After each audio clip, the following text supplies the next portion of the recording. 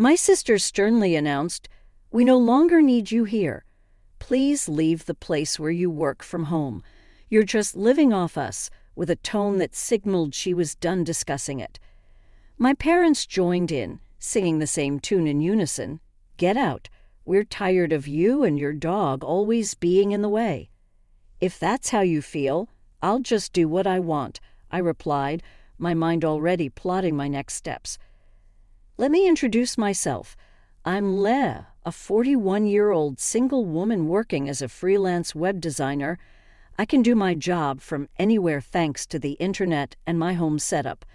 I have my own space to work in, and I enjoy the freedom of managing my own time.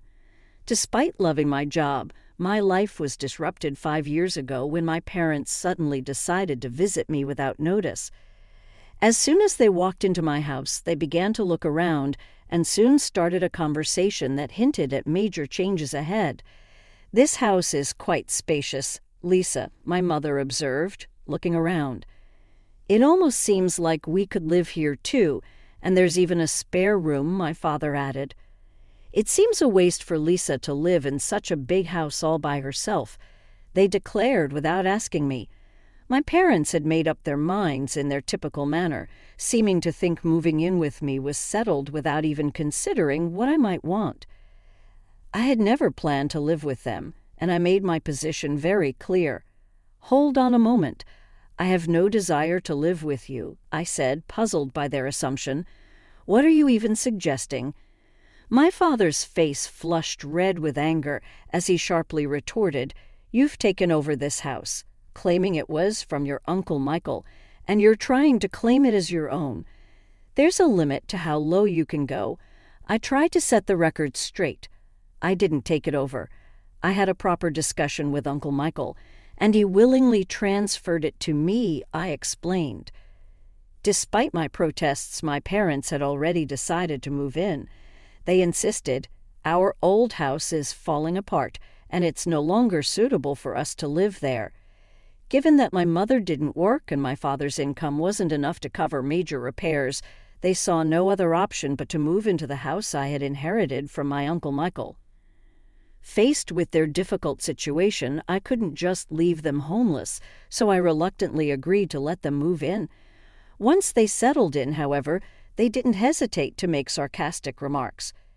"Hey, Lisa, you're already in your 40s, aren't you? Don't you have any plans of getting married?" They would taunt, always pointing out my single status. I find great satisfaction in my work and am truly content with my life, yet the people around me often express concerns about my relationship prospects. They suggest that I should follow in my sister's footsteps, who has taken a different path in life. Contrary to their expectations, my sister's married life has faced its own challenges. Nevertheless, I remain unfazed, reassuring them that I'm perfectly fine with how things are. It was during one such discussion that my mother, who had been eavesdropping, decided to butt in. "Hey, don't speak ill of your sister like that. Unlike you, she's married and even has a stable job at a company," she interrupted, defending my own choices. I replied, "I might not be married, but I am doing a respectable job too." My mother wasn't convinced and continued her criticisms. "You're always just messing around on your computer. You're probably making money through some shady means, aren't you?" she accused. Despite their doubts and criticism, I continue to live my life according to my own terms, valuing my independence and the career I've built. I quickly responded, "Shady? I'm earning my living honestly through legitimate work. There's no need to worry." My mother was not pleased with my reply and scolded me sharply. "How dare you talk back to your mother? You really are the complete opposite of your sister." This constant comparison of me to my sister by our parents was something I had become used to. While my sister worked a temporary office job, I had chosen a different path that allowed me to work from home. Although I knew our parents' generation might not fully understand the concept of remote work, it still hurt to be consistently belittled. However, one day while I was preparing dinner, instead of my perpetually idle parents, the doorbell rang unexpectedly. To my surprise, it was my sister Carol, burdened with a massive amount of luggage. "Hub, Carol, what's going on?" "It's been a while," I greeted her, taken aback by her sudden appearance. "This is Sutton, but I'll be living in this house from today," Carol replied with urgency. Baffled, I blurted out, "Living here from today? I didn't hear anything about this." Carol explained, "Didn't Mom and Dad tell you? I got divorced, so I'll be counting on you from today." Despite my initial shock, I tried to maintain a welcoming demeanor. Ignoring my startled reaction, Carol trudged upstairs and promptly claimed an empty room as her own. My parents sided with her, and I found myself powerless to object. From that moment on, my stress levels began to rise. Carol, after her divorce, had quit her job and spent her days speaking ill of me with our mother. "Hey, Mom, isn't this dress cute?" Carol would ask, showing off her latest shopping find. "Oh, yes, indeed, Carol, you're so pretty. It will definitely suit you," our mother would respond enthusiastically. Then Carol would turn to me and remark, "Do you think so too? It's totally not something Lisa would wear, right?" Unable to escape their critical gaze, I continued to live my life without reacting to their taunts. Despite the desire to retaliate, I realized that it would only play into their hands, so I remained steadfast and unresponsive to their attempts to provoke me. One fine day, I knew I had to stay strong and keep focusing on my own happiness regardless of the negativity around me. I found myself in a truly heartwarming situation when one of my closest friends became the proud owner of a litter of 4 adorable puppies. This significant event sparked a series of changes that would enrich my life tremendously. The moment I saw those precious pups, I felt a deep connection. After careful thought, I decided to adopt a little black Chihuahua from the litter. I named him Charlie. Charlie was a bundle of joy, his round eyes sparkling with mischief every time he looked at me. His tail wagged so vigorously it seemed it might just detach in his excitement. I had always dreamed of owning a Chihuahua since I was a child, and finally having Charlie by my side brought immense happiness into my life. This was particularly true because I often worked from home, and Charlie's companionship provided much-needed relief from the loneliness of my remote work days. "From today onwards, you're Charlie, okay?" "Woof," I declared to him, solidifying our bond. Caught up in my excitement, I didn't discuss my decision to bring Charlie home with my family. After all, it was my house, and I was fully responsible for all the expenses related to Charlie's care and well-being. I saw no reason for them to object. However, as soon as I introduced Charlie to my family, my parents and my sister Carol began voicing their concerns. They expressed their displeasure, upset that they hadn't been informed about my intention to get a dog. Some even mentioned their dislike for the potential odors that dogs could bring into a home. My parents and Carol were quite vocal in their disapproval. I recall, "Hey, we didn't hear anything about you getting a dog," they protested. "Dogs smell, don't they?" "I hate odors," someone added. "Lisa, how could you just bring a dog home without consulting us?" They continued to scold me. Despite their complaints, I stood my ground and firmly defended my decision. It's my house, and I decided that Charlie and I needed each other. His presence here is a source of joy, not a cause for complaints, I asserted. I was prepared to show them that Charlie's presence was a blessing, hoping they would soon see him as I did. I explained to them that Charlie wasn't some random street dog. He was a gift from a friend. I also emphasized that I was the one covering all the expenses for Charlie's care and maintenance, so they really had no grounds to complain. "What I choose to keep in my house is my business," I added firmly. "If you have any complaints, you're free to leave." Initially, their annoyance was clear. They were visibly frustrated and upset. However, within just a few hours, a miraculous change occurred. Charlie's undeniable cuteness completely won them over. They couldn't stop doting on him, playfully asking, "Aren't you cute?" Are you mommies, daddies, or are you sisters? Look over here, sweetheart." It was as though their frustration had just evaporated into thin air. My entire family had fallen head over heels in love with Charlie, and his presence managed to bring about a remarkable transformation in their attitudes. From that point on, our home was filled with constant adoration for Charlie. Thanks to him, the previous hostility directed towards me began to fade, and I was able to enjoy relatively calm and harmonious days with my family. However, as life tends to go, a disruptive event occurred one day that broke the peace we had come to enjoy. While I was out running an errand, I received an urgent call from my sister, Carol. She sounded agitated and demanded, "Come back home now." Startled by her urgent shout, I asked her what had happened.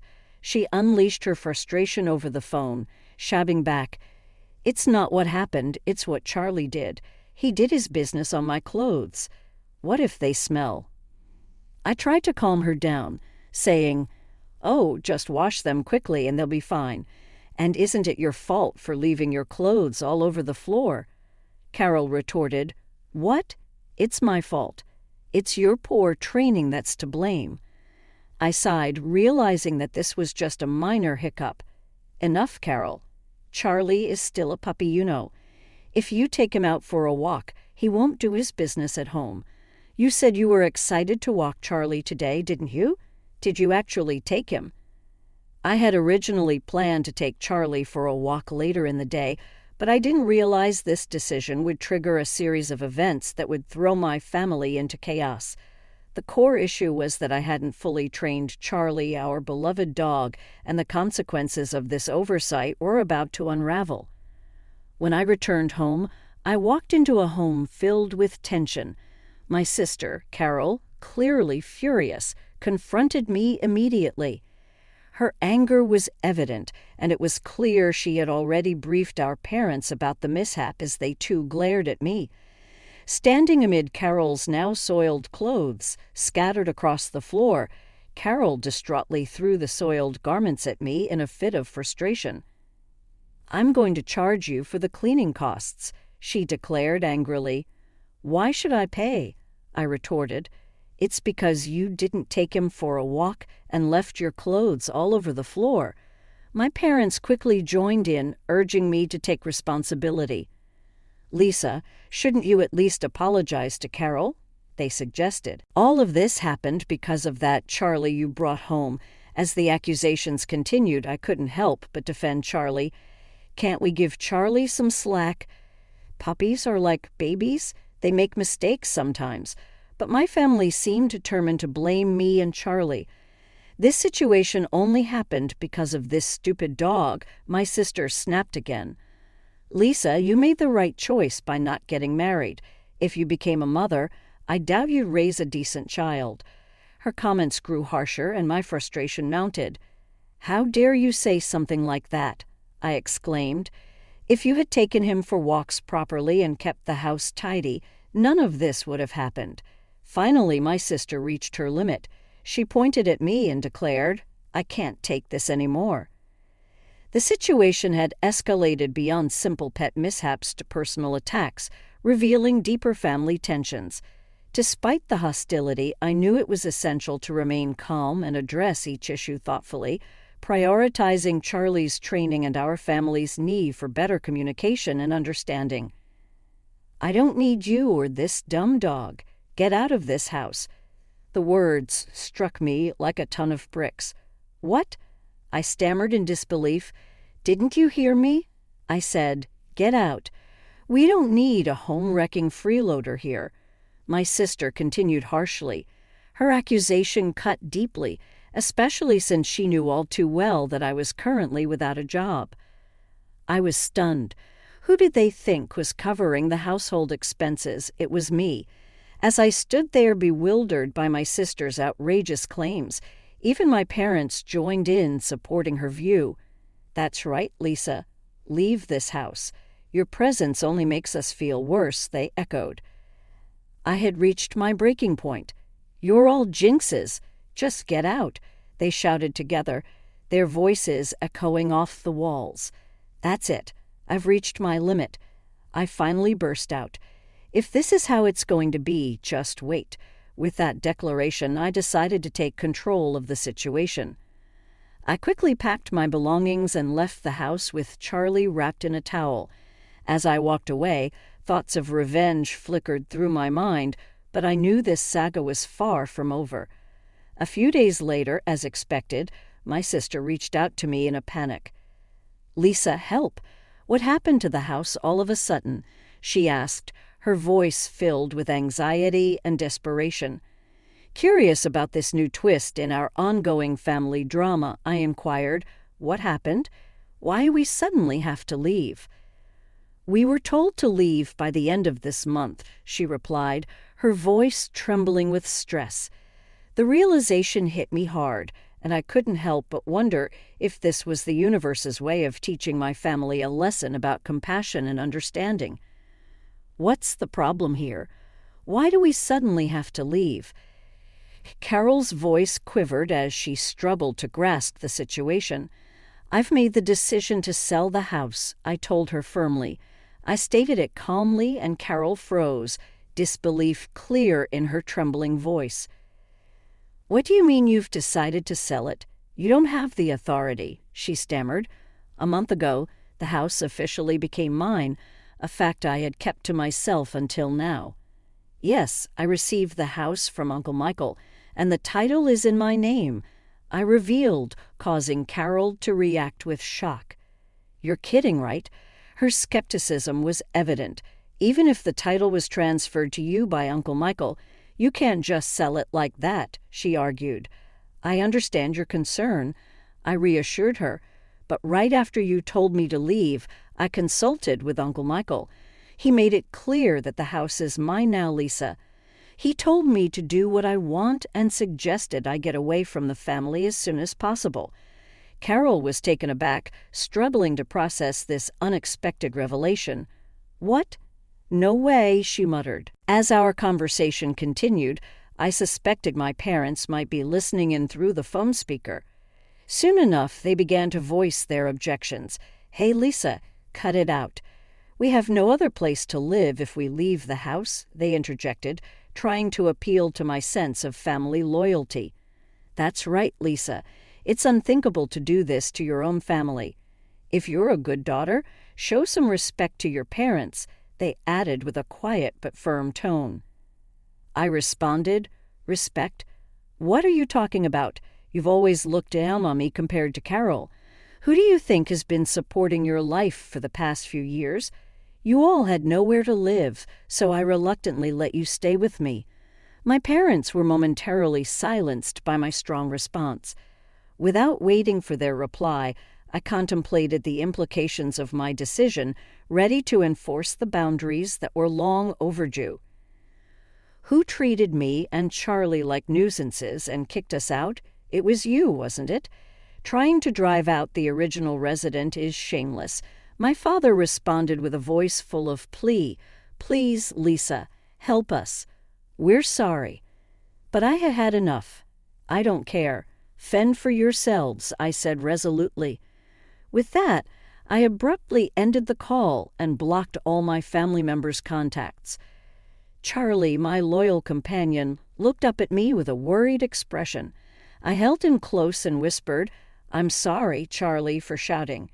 It's all right now. I will protect you." I felt relieved that I had rescued Charlie from a family that had mistreated him. In the days that followed, I learned that my parents and sister had been forced to leave the house at the last minute, despite their desperate attempts to cling to it. My father's meager income and my unemployed mother and sister made it impossible for them to maintain a decent life. Rumors circulated that my sister was constantly pressured by my parents to find a job, and their family relationships deteriorated further each day. While I had no interest in their living conditions, it was clear that their standard of living had plummeted since my departure. It was a classic case of reaping what they had sown, and I couldn't help but feel a sense of vindication. Meanwhile, I enjoyed a fulfilling life in my new pet-friendly apartment, free to work on my terms without anyone complaining. All my earnings were solely for myself and Charlie. I was genuinely content with my life. "Charlie, let's go to the dog park today," I said with a smile. Charlie seemed livelier, perhaps because that noisy family was no longer a part of our lives. From that day forward, I was determined to protect Charlie for the rest of our lives and lead a peaceful and happy existence.